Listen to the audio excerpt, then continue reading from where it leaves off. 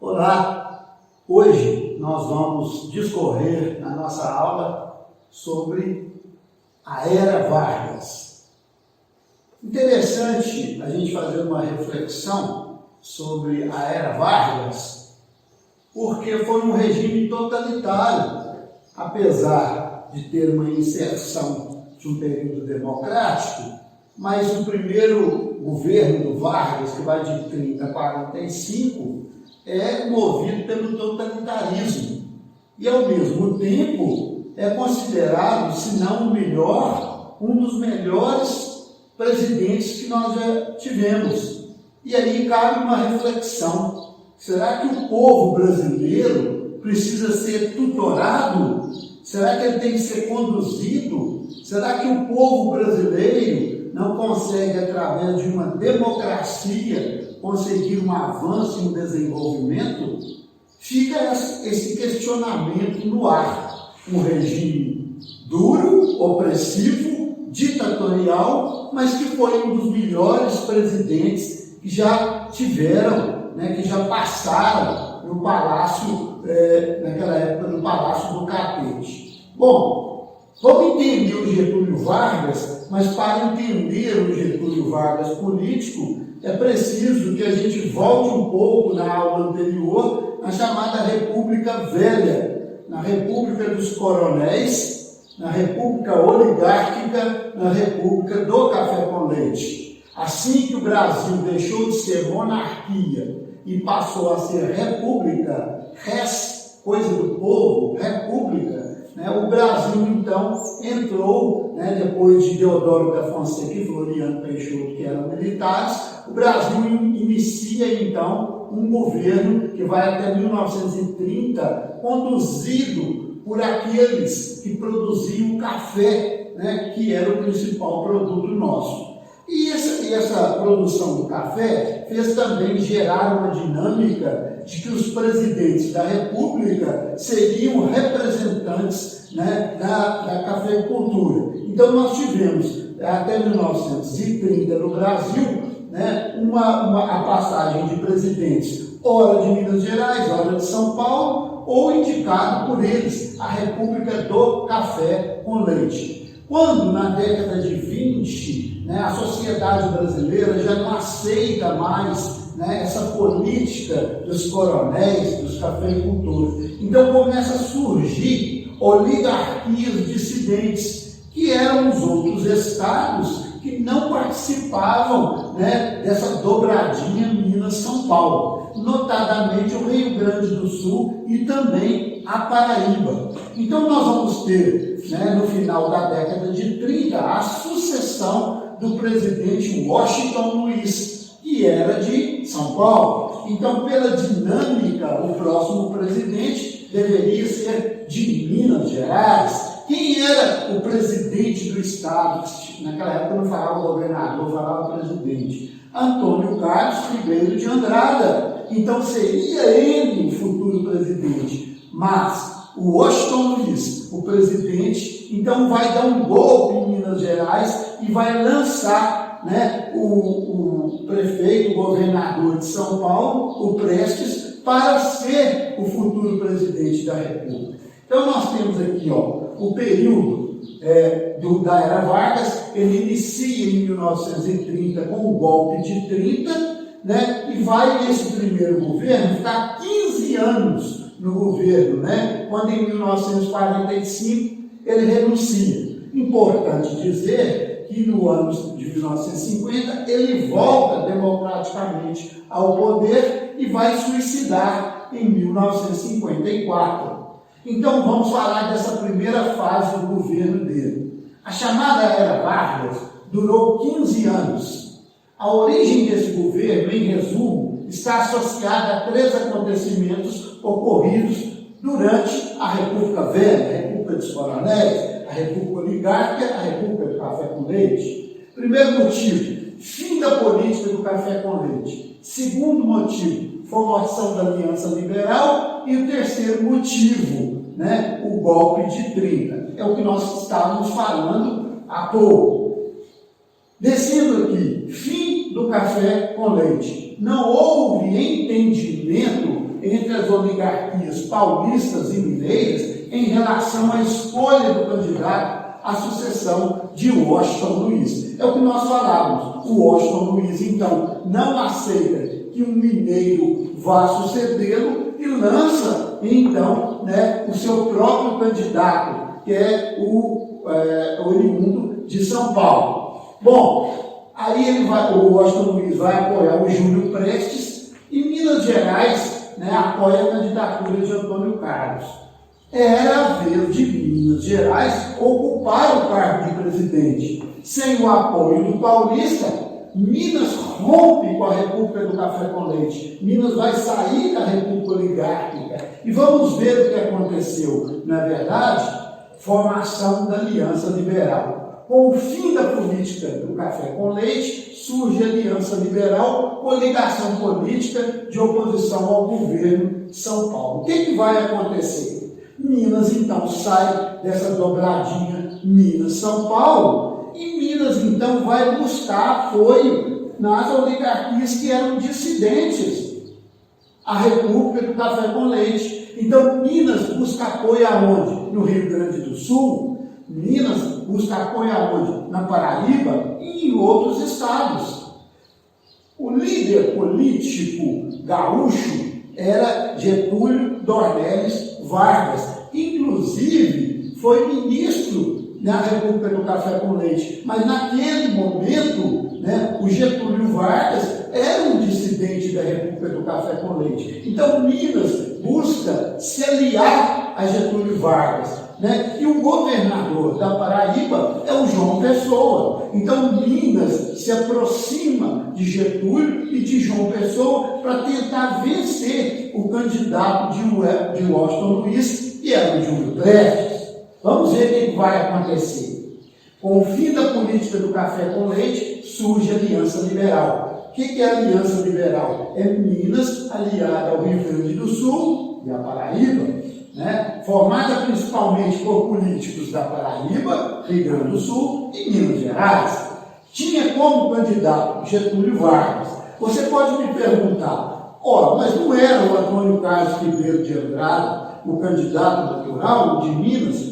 Minas Gerais, então, vê a possibilidade de que Getúlio Vargas vai encontrar, por ser da República dissidente, né, da oligarquia dissidente, aliás, ele vai encontrar um maior apoio. Então, Minas apoia o nome de Getúlio, né, tendo como vice, não é verdade, né, o João Pessoa da Paraíba. Vamos ver o que vai acontecer. Vai acontecer o golpe de 1930. Vamos contar para vocês como funcionava. A eleição era no início do ano e a posse no final do ano. E por isso cai muito no Enem nos vestibulares, e aí ele pergunta, quem que venceu a eleição? O Júlio Prestes, candidato de Washington Luiz, ou Getúlio Vargas do outro lado? Todo mundo acha que quem venceu a eleição foi o Getúlio Vargas, não foi. Quem venceu a eleição foi o Júlio Prestes. Eleição ainda com muita corrupção eleitoral e tal, mas quem venceu foi o Júlio Prestes. Minas volta aquieta, espera porque perdeu a eleição. Só que o Washington Luiz, que ainda estava no governo até o final do ano, começa a pressionar Minas Gerais, o Rio Grande do Sul e a Paraíba, dizendo, olha, vencemos a eleição, e começa a sufocar, através da política, o estado de Minas, do Rio Grande do Sul e da Paraíba. Daí surge o golpe, é daí que vem o golpe de 30. Descontentamento dos políticos da Aliança Liberal com o resultado da eleição presidencial, onde o político paulista Júlio Prestes saiu vitorioso. Foi ele que ganhou a eleição no começo de 1930, tomaria posse no final do ano. Em meio a esse clima de revolta, a candidata a vice-presidente na chapa de Getúlio Vargas é assassinada, que serviu de estupim para o início do golpe. Vamos entender? João Pessoa era o governador da Paraíba. A capital da Paraíba, aliás, chamava Cidade da Paraíba. depois vai tomar o nome de João Pessoa. Ele estava, né, numa lanchonete do Recife, né, o João Pessoa, depois que perde a eleição onde ele era vice, tomando lá na confeitaria um café, um tal de Dantas entra lá e vai assassinar o João Pessoa, não por uma questão nacional, mas por uma questão de coronelismo lá da Paraíba. O que Getúlio, o que Minas vai fazer? Vai usar o assassinato do João Pessoa como um estopim para voltar o calor de que tinha passado a eleição e para mover um golpe. Então ele foi um estopim. Aliás, na época dizia-se que ele foi morto, né, pelos políticos de São Paulo, mas não foi. Foi por um gangster, foi por um matador lá do interior da Paraíba. Olha o que vai acontecer. Em meio ao clima de tensão, os militares decidem por encerrar o mandato presidencial de Washington Luiz antes do fim e entregar o poder do país a Getúlio Vargas.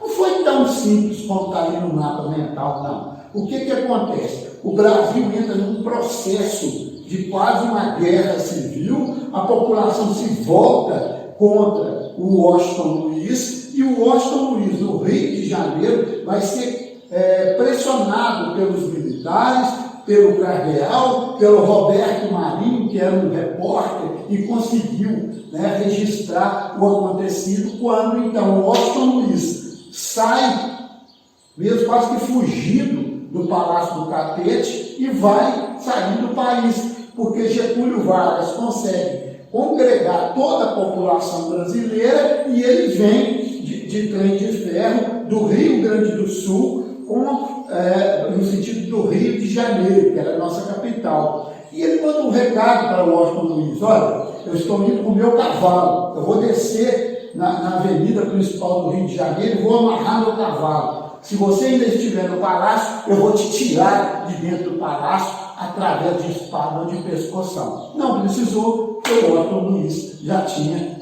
ido embora. Nesse contexto, temos então o fim da República Velha e início da Era Vargas. Agora nós vamos começar a falar mesmo do Vargas já como presidente. Bom, é um golpe, né, gente? Vamos levar para o Enem. É um golpe.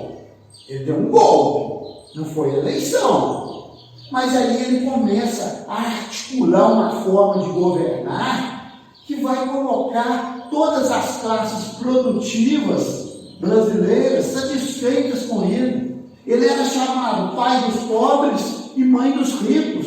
É por isso que até hoje existe essa fala: você é a favor do Getúlio, você é contra o Getúlio. Ah, se você é a favor, mas ele era totalitário, ele era um ditador. Aí o outro vai falar: mas ele fez o Brasil crescer. Ah, mas ele fez crescer, mas com ditadura. Vamos entender isso. Logo que ele entrou, ele vai tirar todos os governadores, com exceção do de Minas Gerais, né? Ele vai colocar interventores nos estados, no lugar dos governadores. E vai no norte e nordeste, ele vai com um super governador, né? Ele vai para poder acalmar e dinamizar a política. Ele vai nomear os interventores, que eram os antigos tenentes lá, né, da coluna Prestes e tal, alguns deles, para ocupar dos governadores de estado. Ele fecha o Congresso Nacional. Olha, fecha o Congresso Nacional. Isso é ditadura, cara. Extingue todos os partidos políticos e suspende a Constituição. Gente, o homem é um Deus na política, é um todo-poderoso. Ele chamou para si todas as decisões, ele tirou toda a nossa questão democrática. Aí vamos ver o que acontece logo após esses fatos. Aí nós temos o Estado de São Paulo não vai aceitar facilmente essa questão do Getúlio, né? Porque, inclusive, Getúlio Vargas coloca como interventor de São Paulo um sujeito que não era paulista. E São Paulo, gente, já em 1932, já era o carro-chefe da nossa economia. E São Paulo, então, em 1932, vai fazer a Revolução Constitucionalista de São Paulo. Revolução Constitucionalista, sim. Fala assim: cadê a Constituição? Cadê a eleição? Esse homem está lá, tem 2 anos, falou que era um governo provisório, ele está lá, não sai de lá, coloca um sujeito aqui que não foi eleito para ser governador, e São Paulo se volta contra Getúlio. Minas Gerais, no começo, estava do lado de São Paulo também, pedindo Constituição, mas depois Minas vai ficar do lado de Getúlio. E as batalhas mais aguerridas vão ser na Serra da Mantiqueira, ali próximo de São Paulo, da divisa de São Paulo, da cidade de Cruzeiro, do lado de São Paulo, e da cidade de Passa Quatro, do lado de Minas, no túnel da Mantiqueira. Ali, né, houveram as principais batalhas. O conflito armado entre São Paulo e o governo de Getúlio. Quais foram os motivos? Né? Nomeação de um interventor no estado de São Paulo, João Alberto, para governar. Não era paulista, eles não aceitaram João Alberto. Os paulistas exigiam a convocação de uma Assembleia Constituinte para fazer uma Constituição. Vamos guardar isso aí para o Enem. O que é Assembleia Constituinte? É quando você reúne pessoas de uma capacidade muito grande para fazer uma nova Constituição. Né? A Assembleia Constituinte faz a Constituição e os deputados e o presidente vão sancionar aquela Constituição. Resultado, São Paulo sai derrotado. Getúlio vence São Paulo, na verdade, mas obteve uma vitória, porque Getúlio, então, em 1934, Getúlio vai fazer uma Constituição. Então, o período do Getúlio de 34 a 37 é chamado de período democrático.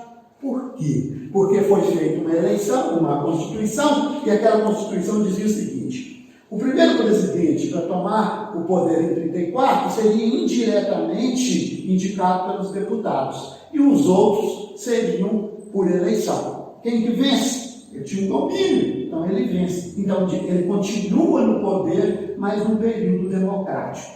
Um governo constitucional. Então, de 34 a 37, é um período constitucional. Ele promulga a Constituição de 34. E aí, gente, nós vamos ter uma polarização entre direita e esquerda. Por que uma polarização? Porque tanto a direita quanto a esquerda apoiam Getúlio. Mas daqui a pouco começa muito descontentamento, né? Em 1935, o Luiz Carlos Prestes, que não é o Júlio Prestes, aquele da coluna Prestes, ele vem da Rússia com a sua esposa, a Olga Benário, né, aquela que vai ser levada para o campo de concentração, inclusive vai ser lá no forno, lá vai ser queimada, e só a filha dela que vai sobreviver. Esse Luiz Carlos Prestes, ele tenta implantar no Brasil em 1935 o comunismo, porque o comunismo começou a dar certo na União Soviética e ele estava caminhando pelo mundo. Não conseguiu, na verdade. E aí, gente, o que Getúlio faz? Ele é muito inteligente. Ele chama um ministro seu e diz o seguinte: você vai publicar no jornal, naquela época não tinha televisão, de que o comunismo está querendo tomar o país. E aí, quem que é a única pessoa que pode salvar o Brasil do comunismo? Sou eu, Getúlio Vargas. E aí, gente, em 37, ele bola o chamado Plano Cohen. O que é o Plano Cohen? Cohen é um nome judeu, tá? É um plano arquitetado mentiroso de que o comunismo tinha tomado o Brasil, o povo brasileiro. Sempre teve medo do comunismo sem conhecer. Não que ele seja bom ou ruim, mas tem medo sem conhecer. Né? Diz que comunista engole criancinha, põe fogo em igreja e outras coisas piores. Naquele sentido, o povo brasileiro se apega a quem? Getúlio Vargas. Aí ele começa um período de ditadura profunda. Acaba o período democrático dele, não é verdade? E ele vai fazer o Plano Cohen. Né? A Constituição de 34, ela foi criada para garantir a existência de um regime democrático, não é verdade? Bom, só que aí, gente, tem um problema. O Getúlio, naquela época, começa a ser simpatizante de um sujeito perigosíssimo, que é o chefe político na Alemanha, Adolf Hitler. E o Getúlio, então, começa a simpatizar pelo nazismo. Olha para onde que nós estamos indo com Getúlio Vargas. Bom, e ele começa então a criar uma Constituição que é chamada de Constituição Polaca, ou inspirada no modelo da Constituição da Alemanha de Weimar, né? E ele então cria o voto secreto feminino. Olha como é que ele agrada o povo. Ao mesmo tempo que ele tira daqui, ele dá com a outra mão. Ele cria um voto secreto. Lembra da República Velha? Voto aberto, capanga, agora é secreto. As mulheres passam a ter o direito a votar. Ele cria, lá em 34, um mandato de 4 anos. Né? Só que ele ganha, né, para governar de 34 a 38. Em 37 vai dar um golpe de novo.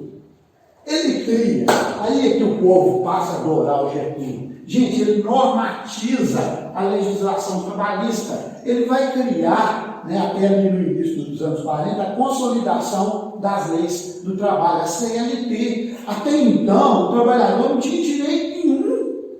Era tudo na base da fala do patrão. Quem que vai criar essa condição de descanso remunerado, de férias, de hora extra, de 8 horas por dia? Getúlio Vargas. É por isso que ele era o líder do Partido dos Trabalhadores Brasileiros, do PTB. É por isso que o Getúlio Vargas era amado pelo povo.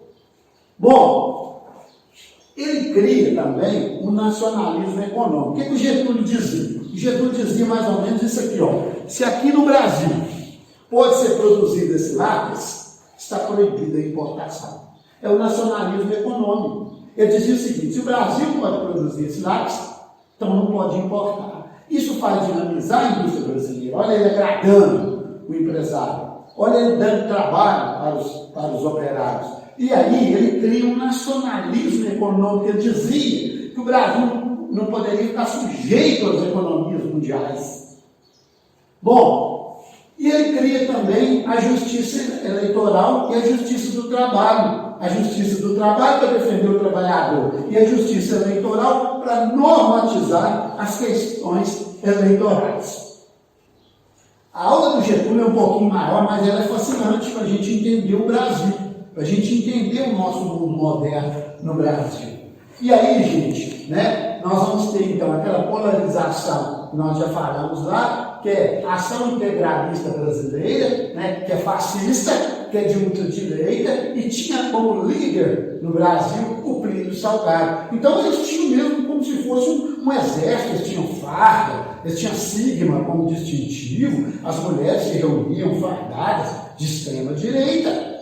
O mundo era totalitário, gente, o mundo era de direita, com exceção da União Soviética, de Stalin, que era comunista. Então nós vamos ter, contrário à ANB, a ANL, de esquerda, que é a Aliança Nacional Libertadora Comunista, que tinha como líder Luiz Carlos Prestes. Quando vai ter a intentona comunista, você vai ver que o Getúlio, todos os dois apoiaram o Getúlio, mas você vai ver que o Getúlio, com o golpe de 37, ele vai acabar com essas associações. Em 35, acontece o levante político-militar de caráter comunista que deseja tomar o poder do país e implantar o comunismo, com o líder Luiz Carlos Prestes. O movimento não teve sucesso, o Luiz Carlos Prestes foi preso, a Olga Bernardi também já foi, ela estava grávida e o Getúlio entrega a Olga, porque ela era austríaca, entrega a Olga para Adolf Hitler, né, como prêmio, e ela é grávida de um brasileiro. E aí, em 37, nós vamos ter o falso plano, né, um plano falso, que é o COEN, que objetivava, na verdade, criar um pretexto junto ao povo para cancelar as eleições. Né? Então, nós vamos ter de 37 a 45 o chamado Estado Novo. Acaba todas as liberdades individuais. É suspensa a Constituição. O Getúlio tem todo o poder, né? Ele que define tudo no Brasil, mas ele é muito inteligente, sabe por quê? Porque mesmo dentro da ditadura, ele agrada a direita e a esquerda. Olha para você ver o que ele faz, a inteligência dele. Importante dizer nessa aula que o Brasil sai daquela questão de depender exclusivamente da cafeicultura e começa a ser industrializado. É por isso que todo mundo adora o Getúlio, porque o Getúlio, mesmo sendo totalitário, ele faz essa transformação no Brasil. Ele aproveita as máquinas que estavam lá nos Estados Unidos em função da crise de 29, traz para o Brasil, e o Brasil começa a fase de dinamismo. Bom, a fase mais radical do Vargas é o 37 a 45. Ele é ditador, de direita, fascista. Ele faz um intervencionismo estatal, que é aquilo que eu falei da produção. Ele intervém em tudo. Ele faz uma política trabalhista. Mas interessante que ele cria o salário mínimo. Não tinha salário mínimo, ele cria. Mas ele proíbe os sindicatos de fazer greve. E os líderes dos sindicatos têm que ser alguém indicado por Getúlio Vargas. Olha para você ver, ele dá com a mão e puxa com a outra, detesta a greve, não é verdade? E aí, gente, ele cria, né, a consolidação, né, da nossa Constituição, que é chamada de polaca, e ele cria, gente, o cara é fantástico. Ele cria o DIP, o Departamento de Imprensa e Propaganda, que faz a propaganda dele. Ele era um sujeitinho baixinho, mas ele aparecia assim, nos filmes como um grande, pegando criancinha, abraçando o trabalhador, dia do trabalho, ele fazia discurso e tal, mas ao mesmo tempo tomava conta de todo brasileiro que fosse contra ele. E sumia, muita gente sumia, ou era preso e sumia. Olha que interessante essa dicotomia, né? E ele fazia censura no rádio, no jornal. Se alguém começasse a falar mal dele, a polícia ia lá. Bom, na hora do Brasil, ele cria a hora do Brasil, que é a hora de falar os feitos do presidente. E está até hoje, às 7 horas da noite, né, a hora do Brasil. E o Brasil, então, aí tem um fato interessante, nós já estamos indo para o final do governo dele, esse primeiro. O Getúlio está aqui, precisa industrializar o Brasil. E aí o presidente Roosevelt vem ao Brasil e fala assim: ó, Getúlio, você é simpatizante do Adolf Hitler ou não é? O Getúlio vira para Roosevelt e diz o seguinte: ó, nós somos um país muito pobre, nós não temos nenhuma siderúrgica nacional, nós não podemos nem nos posicionar a favor de um ou de outro, porque os Estados Unidos queriam criar uma base em Natal. Sabe o que vai acontecer, aluno? O presidente Roosevelt pergunta ao Getúlio Vargas: quanto que você precisa para criar uma siderúrgica nacional? O Getúlio fala: é tanto. Ele fala: então assina a declaração de guerra contra a Alemanha aqui. Ele assina, o Roosevelt financia a nossa companhia siderúrgica nacional. É daí que surge a CSN, com esse acordo, não é verdade? Bom, e aí, gente, o que vai acontecer?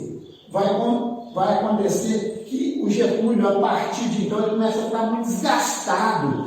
E o que acontece? Depois da Segunda Guerra Mundial, o mundo vai ficar na Guerra Fria. Então, os Estados Unidos passam a não gostar mais do Getúlio. Sabe por quê? Porque o Getúlio é taxado de esquerda. Porque ele defende muito os trabalhadores, ele defende muito o povo, ele cria a escola primária obrigatória e gratuita. Então, ele é um cara que parece ser de esquerda. E a direita brasileira sempre foi assim: se alguém tiver um vernizinho de esquerda, não serve. E aí eles começam a perseguir o Getúlio, perseguir, na verdade, o Exército também, né?